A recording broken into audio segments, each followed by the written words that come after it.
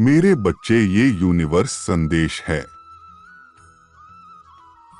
आज परम पिता परमेश्वर अपने हर एक बच्चे से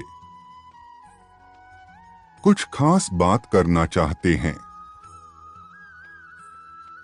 जैसा कि आजकल दुनिया में मैं देख पा रहा हूं, मेरे बनाए नियमों को सब अनदेखा कर रहे हैं। मैंने सृष्टि की रचना करते समय कुछ नियम बनाए थे। आजकल कोई उनको अमल नहीं करता। मेरे बच्चों, क्या तुम सबको पता है कि मेरी इच्छा क्या है? यह सवाल मेरी व्यक्तिगत इच्छा को दर्शाता है। जैसे कि लोगों का भी कुछ अपनी अपनी इच्छाएं होती है, पर लोगों की इच्छाओं में ज्यादातर स्वार्थ ही निहित रहती है। परंतु परम पिता परमेश्वर की इच्छाओं में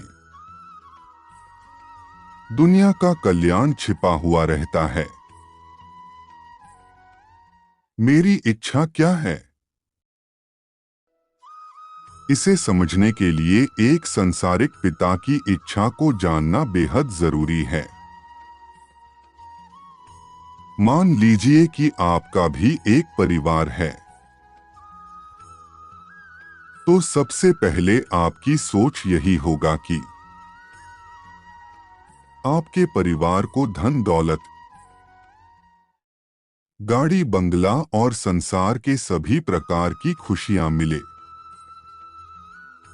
दूसरा सोच यह होगा कि आपके बच्चे पढ़ लिख कर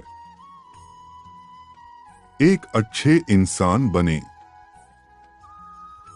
क्योंकि कोई भी माता पिता अपने बच्चों को गुंडा, बदमाश, आवारा बनते देखना नहीं चाहते हैं। तो जरा सोचिए, सर्वोच्च परमेश्वर जो सबका सृष्टि करता है, क्या वह किसी को गुंडा, बदमाश, आवारा, बदचलन, व्यभिचारी, पियक्कड़ और पापी बनते देखना चाहेंगे? कभी नहीं। देखिए, आपका एक परिवार होता है और उसमें 8 से 10 या ज्यादा भी सदस्य हो सकते हैं। फिर आप एक मनुष्य होने पर भी एक पिता होने के नाते अपने परिवार के लोगों से अच्छे इंसानों की तरह जीवन गुजारने की उम्मीद लगाए रहते हैं। तो जरा बताइए, परम पिता परमेश्वर का तो एक परिवार नहीं है, बल्कि सारी सृष्टि उसका परिवार है, तो वह मुझसे, आपसे और सारी सृष्टि के लोगों से क्या चाहता होगा? मेरे बच्चे, परम पिता परमेश्वर ये बता दे कि पवित्र बनो और व्यभिचार से बचे रहो। इस वचन में मेरी इच्छा का बहुत बड़ा रहस्य छुपा है, क्योंकि व्यभिचार मनुष्य को परमेश्वर से संपूर्ण रूप से अलग कर देता है। परमेश्वर कभी नहीं चाहते हैं कि कोई भी मनुष्य व्यभिचार और किसी भी प्रकार के पाप में लिप्त होकर सत्य के मार्ग से दूर चले जाएं, क्योंकि स्वयं परमेश्वर पवित्र हैं। मान लीजिए कि कोई व्यक्ति अपने बदन में कीचड़ लगाकर आपके साथ सट कर बैठना चाहे, तो क्या आप उसे अपने पास बैठने की इजाजत देंगे? बिल्कुल भी नहीं, है न? क्योंकि दोनों एक साथ बैठने से आपके बदन में भी कीचड़ लग सकता है। जिस तरह आप कीचड़ लगा हुआ व्यक्ति से आप घृणा करते हैं, परमेश्वर भी उसी तरह और व्यभिचार करने वाले लोगों से घृणा करते हैं, चाहे वह शारीरिक, मानसिक और आत्मिक व्यभिचार क्यों न हो, क्योंकि परमेश्वर को व्यभिचार से घिन आती है। वह लड़का हो या लड़की, मर्द हो या औरत, विवाहित हो या अविवाहित, कोई भी क्यों न हो।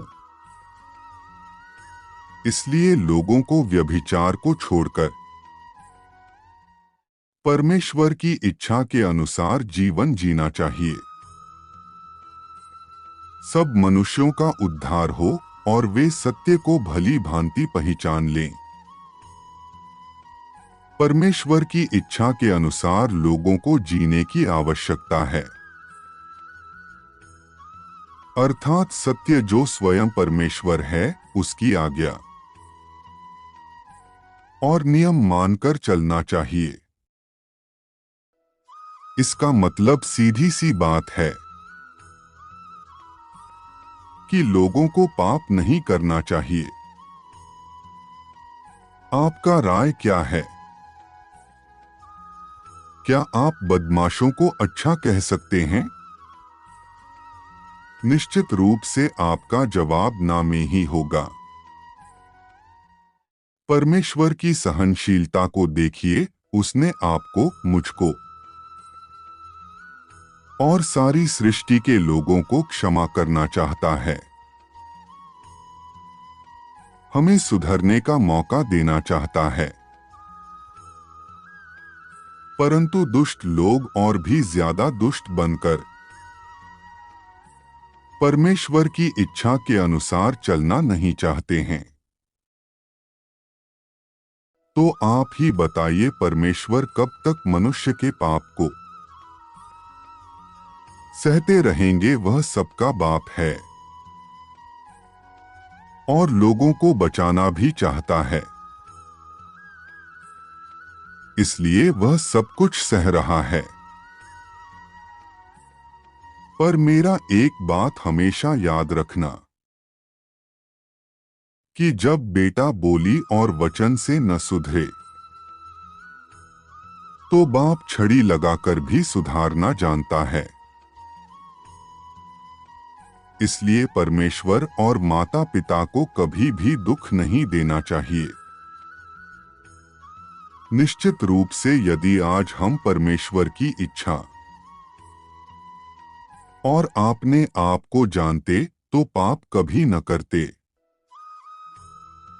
पर दुर्भाग्य की बात यह है कि भले बुरे का ज्ञान रहते हुए भी लोग अनजान बनकर पाप करते रहते हैं। ताज्जुब वाली बात यह है कि एक बेजुबान बैल और गधा अपने मालिक को पहचानता है, उसकी हाँक को जानता है और उसके पीछे पीछे चलता है। परम पिता परमेश्वर के प्रियजनों, सबसे बड़ी बात यह है कि पाप बुराई को छोड़कर सबको परमेश्वर की इच्छा के अनुसार जीवन जीना चाहिए, क्योंकि परमेश्वर चाहते हैं कि लोग सत्य, न्याय, प्रेम और आपसी भाईचारे के साथ मिल मिलाप का जीवन जिएं। अर्थात परमेश्वर सबके जीवन में शांति देना चाहते हैं, परंतु यह शांति की आशा रखने वाले लोगों पर निर्भर करता है कि वे क्या चाहते हैं। मेरे बच्चे, परम पिता परमेश्वर ये बता दे कि यदि कोई व्यक्ति परमेश्वर के इच्छा के अनुसार चलते हुए जीता है और पवित्र परमेश्वर की वचन का इनकार कभी नहीं करता, तो उसके जीवन में निश्चित रूप से आशीष की बारिश होगी। मैं और एक बार कहता हूं कि उसके जीवन में निश्चित रूप से आशीष की बारिश होगी। परमेश्वर आपको समझ और बुद्धि प्रदान करें। आपका दिन शुभ हो। मेरे बच्चे, इस सप्ताह तुम्हें मेरा बहुत बड़ा आशीर्वाद प्राप्त होने वाला है। तुम्हारी हर समस्याओं का समाधान लाएगा। तुम कुछ ऐसे लोगों से मिलोगे जो तुम्हारे लिए देवदूत बनकर आएंगे। तुम्हारे हर प्रश्न का उत्तर देंगे ताकि तुम अभी जिस समस्या में उलझे हुए हो उसे बाहर निकल सको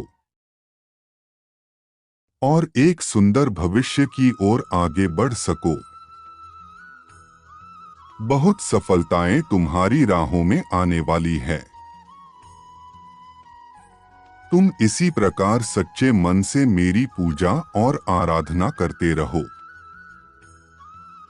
कई सारे लाभकारी और सकारात्मक चमत्कार तुम्हारे जीवन में होने वाले हैं। यदि तुम अपने जीवन में सब कुछ ठीक करना चाहते हो तो टाइप करो 5555। ढेर सारी खुशियां तुम्हारे जीवन में प्रवेश कर रही है। तुम्हारा कल्याण हो मेरे बच्चे।